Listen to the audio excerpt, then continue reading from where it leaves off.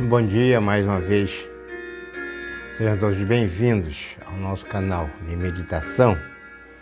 Nosso texto dessa sexta-feira, dia 14 de abril, está em 1 Coríntios capítulo 8, versos de 1 a 4. Ora, no tocante às coisas sacrificadas aos ídolos, sabemos que todos temos ciência. A ciência incha, mas o amor edifica. Se alguém cuida saber alguma coisa, ainda não sabe como convém saber. Mas se alguém ama a Deus, esse é conhecido dele. Quanto, pois, ao comer das coisas sacrificadas aos ídolos, sabemos que o ídolo nada é no mundo e que não há outro Deus, senão um só. Neste texto, Paulo vai explicar à igreja de Corinto sobre a questão das coisas sacrificadas aos ídolos. E ele vai desenvolver o seu raciocínio, primeiro dizendo que se alguém pensa saber alguma coisa, ainda não sabe como convém saber. O que é que você sabe sobre ciência, sobre Bíblia, sobre salvação, sobre as coisas que acontecem ao nosso redor? Tem gente que acha que sabe muito, porque estudou muito e, consequentemente, quem estudou muito sabe mais do que quem estudou pouco. Quem estudou alguma coisa sabe mais do que quem não estudou nada. Isso é natural.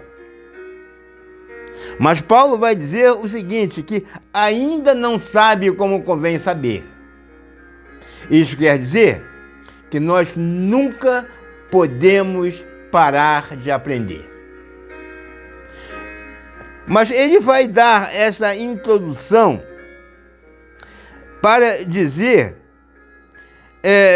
sobre aquelas pessoas que andavam preocupadas e que andam preocupadas com o poder que existe no inimigo. E ele vai declarar que os ídolos não são nada, não têm poder, mas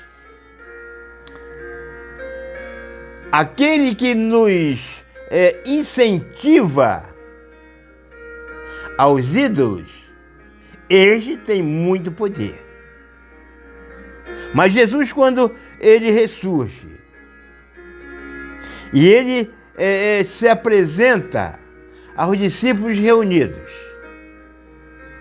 ele vai declarar: é-me dada toda a autoridade, ou é-me dado todo o poder no céu e na terra. Enquanto que o nosso adversário, ele tem muito poder, o nosso amigo, o nosso companheiro, o nosso Jesus, ele tem todo o poder. Então eu não tenho que ficar com medo daquilo que acontece em relação aos ídolos, em relação ao inimigo. No entanto, a igreja de Corinto tinha essa preocupação. E Paulo, então, ele vai dizer que aquelas pessoas que têm essa preocupação, elas são pessoas fracas, e por causa delas, nós precisamos ter cuidado com as nossas atitudes. Para nós, as coisas que são consagradas aos ídolos não valem de nada, porque o ídolo nada é.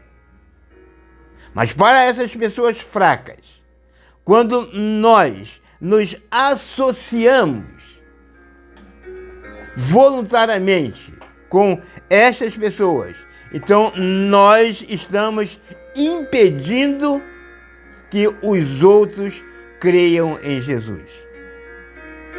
Se de um lado, para nós e para Paulo, os ídolos nada são, por outro lado, nós precisamos medir as nossas atitudes pelo pensamento dos outros, para que as nossas atitudes não impeçam os outros de conhecerem e aceitarem a Jesus.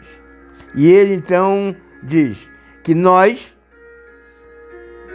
não sabemos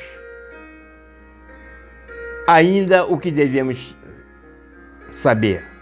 Podemos saber muito em relação aos outros, mas ainda não sabemos tudo o que precisamos e que devemos fazer. E Paulo vai concluir essa ideia dizendo que o ídolo nada é no mundo e que não há outro Deus senão um só. Você crê em Deus? Você confia em Deus? Então você não precisa se preocupar com as coisas propostas pelos ídolos, porque essas coisas e esses ídolos nada valem para você, porque o nosso Jesus, ele tem todo o poder no céu e na terra. Amém.